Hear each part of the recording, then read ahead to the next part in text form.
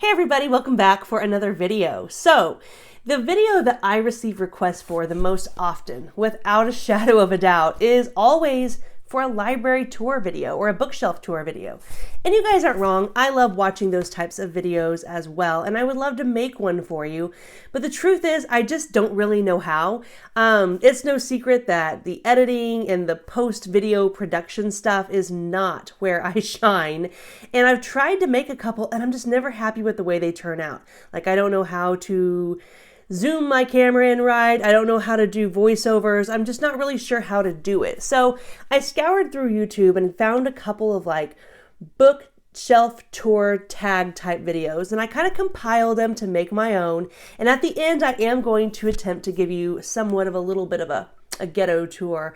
But either way, I'm going to answer some fun questions about my library and hopefully give you a little taste of what it's like in here. Now, I chose an interesting time to approach this video because I'm in the process of completely rearranging my office in my library. Well, not completely, because I'm going to leave this wall the way it is because it's the wall of books. But what you guys don't see normally is that I have bookshelves over here and I also have bookshelves over here. Now, this wall over here used to be where my desk was, and then I had kind of a rickety table that I set up for videos and stuff. Well, I was like, this is silly. I'm wasting a whole wall with this desk. So I got rid of the rickety table. I moved my desk here now. I'm loving the new layout. But the point is this wall over here is not nearly ready to like showcase. So I will show you those bookshelves here in a minute, but just know in advance that it is not cute over there. Like everything on the walls still is assuming that there's a desk underneath. So we are like in the process of a total makeover in my library, and I'm very excited about it, but I chose a strange time to show you around. So I'm going to answer some questions that I thought were fun, and then I might show you guys around a little bit. So I'm not even sure who to credit with this tag because there was a couple different library or bookshelf tour tags going on last year and the year before, and I just watched a couple of them and just kind of did my own thing here. So the first question I have written down is, how many bookshelves do you have? And I actually have 9 bookshelves, and I'm counting so right here, what you see behind me, these are cube shelves from Walmart. If I had to do it over again, would never, ever do cube shelves again. Now, aesthetically, I don't mind the way they look. Like, I think it kind of fits the quirky, hodgepodge, no real rhyme or reason aesthetic that I have going on. They don't look terrible, but practically they don't work for me because I like to keep my authors combined together, and when I have one author that needs to spill over to like a cube and a half, it just kind of like irks me. I'm like, do I let it take a cube and a half, or do I go to 2 levels deep in one cube and kind of hide some of it? So I don't love the cube shelves, and I would not recommend them to anyone. But now I kind of feel like I'm in so deep that I have to stick with it. I don't know. So anyway, I have 9 bookshelves total. You see several of them behind me. I have 1 over here, I have 2 over here, and then I have 1 out in my living room where I kind of display some of my nicer books or books that just kind of go with the aesthetic of my living room. I mentioned that I have some bookshelves out in the living room and throughout the house. And like, this is the main one. It's just this little cute swivel shelf. I love brass bookends, so I have a couple sets of those throughout the house. And I love knickknacks, but this is kind of where I keep some of my older books and my Mina Lima books. Got a Christmas folio there. Let's just zoom in on these guys right here. Ooh, the glare. That's me and my siblings when I was really young, but had an old lady haircut. That was a long time ago. But yeah, I just keep some books out here that are either attractive or special. I just really like the array of colors and stuff like that. And this isn't really a bookshelf, but while I'm showing you guys around, I do have some books on this little knickknack shelf. Doing a little color blocking. Got some of my crystals on display, but got some great books over here as well that kind of add a pop of color. The next question is, how do you organize your books? And the very simple reply is that I don't. I really don't. As you can see behind me, there is some rhyme or reason. I mentioned before that I like to keep authors together. That's about as far as I go. So I have shelves for Stephen King, Joe Abercrombie, The Lord of the Rings, Dune, Sun Eater, A Song of Ice and Fire. And then honestly, there's a John Gwynne one over there.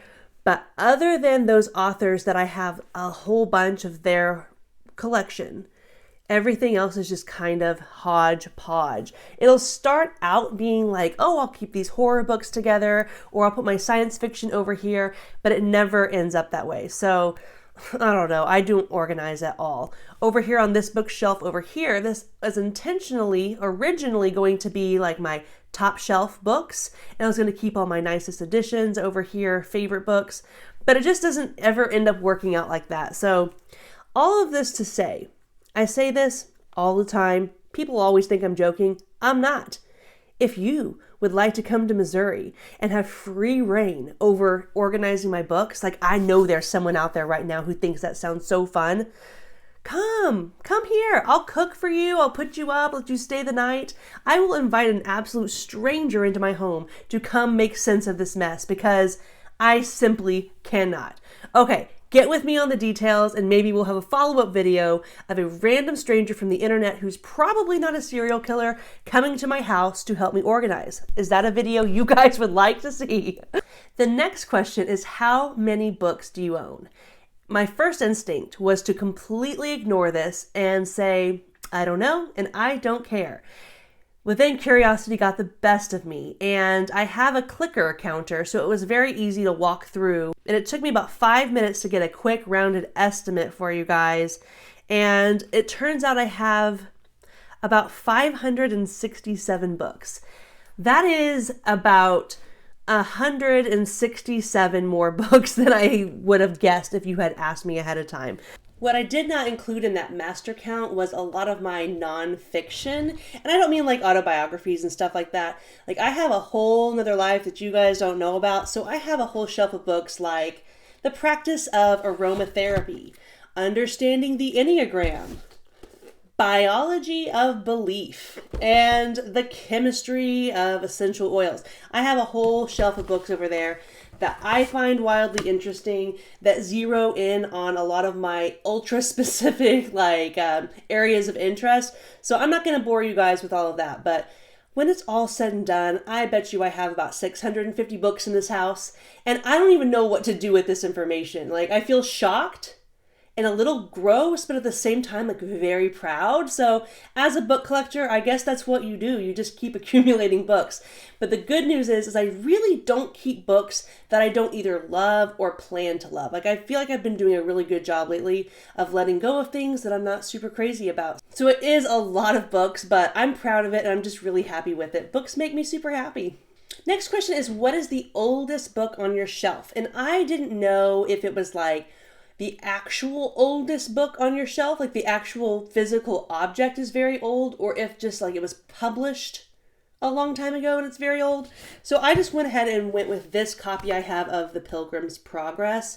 It is in itself a very old book, but this copy is very, very old. It's absolutely gorgeous. I have never read from it because it's in as good as condition as I think it could be, and it has this beautiful gold edging. And I've looked and looked and looked, and I cannot find any solid information telling me exactly when this edition was printed. But I know it's really old because the binding style is older than any of my other old books. That I actually do like collecting old books just for looks, if I'm being honest. I'm just not going to read from something that might fall apart when I turn the pages. So I love the way these old books look. And I was just really happy to find this very old edition of The Pilgrim's Progress. I have read this, but not from this edition. Now for the newest book on my shelf, I went with something from a similar mindset. I went with something that not only is new to me, like I purchased this in January, but it's also newly released, and that is The Children of Gods and Fighting Men by Shauna Lawless. Now, I have not read this book yet, but I plan to read it within the next couple of months. I've heard very, very good things about it. The title is a little bit of a mouthful, but I love this cover. And if I'm going to be honest with you, I'm a little annoyed that my name is not Shauna Lawless, because I feel like that's the coolest name I've ever heard. So I have high expectations for that, and I'm excited to get to it. Now let's talk for a second about the longest and shortest books that I own. So for the record, I am only pulling from things I physically own for this video. I'm not talking about Kindle purchases or audiobooks that I own. I'm just talking about stuff that's in my library and on my shelves. So the longest book I own, well, I had several things. I thought, oh, maybe it's Shogun. Well, it's not Shogun. I thought maybe it is Two Green Angel Tower by Tad Williams, because it's huge. It's not that. I thought maybe it was one of the Brian Lee Durfee books. It is not. They are all very long, super, super long, but none of them are quite as long as Oathbringer, which is book 3 of the Stormlight Archives by Brandon Sanderson.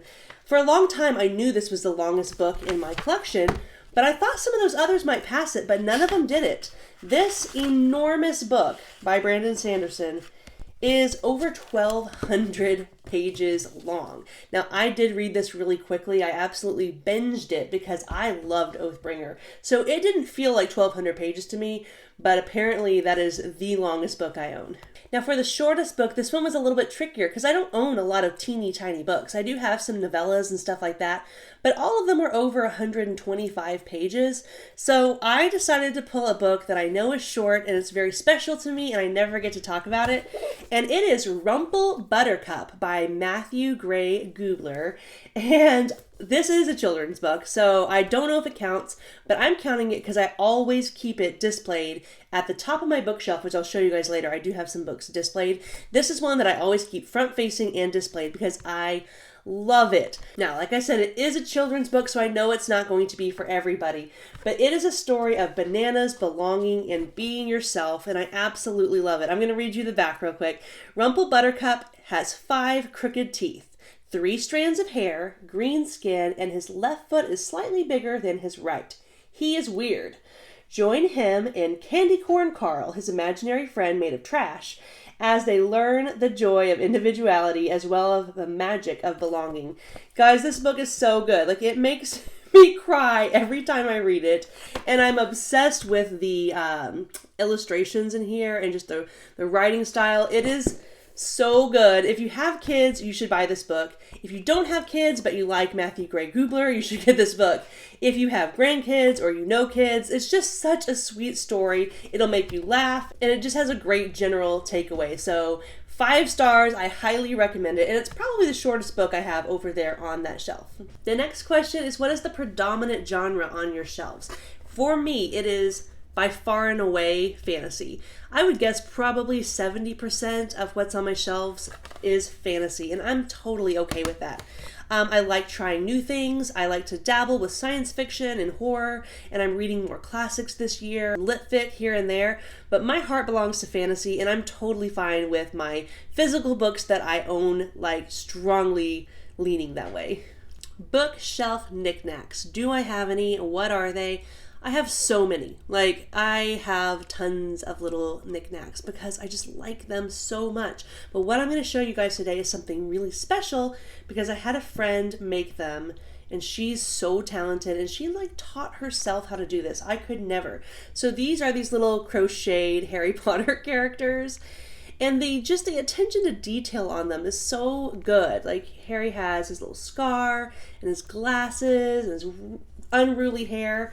And he even has his little wizard cap that he can, ooh, that part falls off a lot, but yep, he has his little wizard cap. I love him. And I also, of course, had to have Dobby with his sock. And then the last one I have is, of course, Albus Dumbledore and his little hat. My dog kind of chewed on him, so he has some spots that are bad. Not Rosie, she would never do that. An old an old bad dog that I had. So his hat's a little messed up, but these are just really incredible, and every time I see them, I'm just happy that I have them. All right, this next prompt is pretty fun. It wants me to use a random number generator.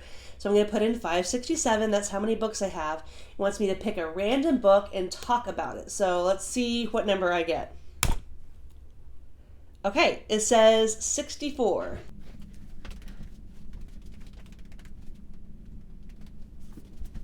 Okay, so apparently the 64th book on my shelf is The Lies of Locke Lamora by Scott Lynch. I have not read this book, but I'm planning to read it very soon. I got this book recently at a half-price books with my husband. He never goes with me book shopping because he just doesn't get it. But I convinced him to go with me, and he told me I could pick 2 books. Like 2 books, really. So I found these really nice paperbacks of books 1 and 3. So I'm hoping I can find book 2 to match them. But I'm looking forward to reading this pretty soon. All right, if you guys want to stick around, I'll do my best to give you a quick little bookshelf tour. Okay guys, I think you can see most of that pretty well, but like I said, there's some stuff on top that's either special or really good to look at or just too big that it doesn't fit in one of the cubes. So I do have the top pretty stacked. And the first couple levels, they are organized. We have Joe Abercrombie, we have Stephen King, Dune, Sun Eater, A Song of Ice and Fire, John Gwynne. Like there's a lot of stuff that's pretty organized on the first couple levels. And then it just gets a little more chaotic the more we go down, and the bottom level, you guys, it's pretty much just anything goes. So this is where I keep the bulk of my books, over here on this little table that has Groot guarding it on top. These are, again, some coffee table size books that just don't fit in the cubes or in any bookshelf really. So I let them just hang out there on that little table. So this wall over here is to the left of where I film, and on top I have all my Harry Potter stuff. And I also have some essential oils, kind of my top shelf oils that I don't want the kids to get a hold of because they're really rare or expensive. And I have all my Robin Hobb books on the next shelf. Down below we have all Brandon Sanderson, and then at the very bottom, just kind of hodgepodge, not really sure what all is going on there. I have maps back in this corner. Over here I do have kind of a side hobby of selling used books online, so that's a lot of the stuff that I have selling right now. Don't worry, it's nothing that you would be interested in. It's a lot of textbooks and stuff like that. They sell really well, what can I say? And then let's go over to the messy corner that's not really ready for eyes. And over here, like I said, this side of the room is really not camera ready, but I will go ahead and show you what I've got going on over here. This is mostly where I keep my mass market paperbacks. Lots and lots of them over there. More over here, and then below that, these are the uninteresting books. Well, maybe interesting to you, but nothing I would expect you to be interested in over there. There's a lot of mass markets and learning stuff. And then right here is Rosie's little pile of pillows that she likes to sleep on. I'm telling you guys, this dog has dog beds and luxurious places to lay, but her favorite place is on that pile of reject pillows in my office. And I don't blame her because I love being in here too. So hopefully this will scratch the itch for a little bit of a bookshelf tour for you guys. Let me know if there's anything specific you would like to see. Otherwise, just thanks for tuning in, and I'll catch you next time.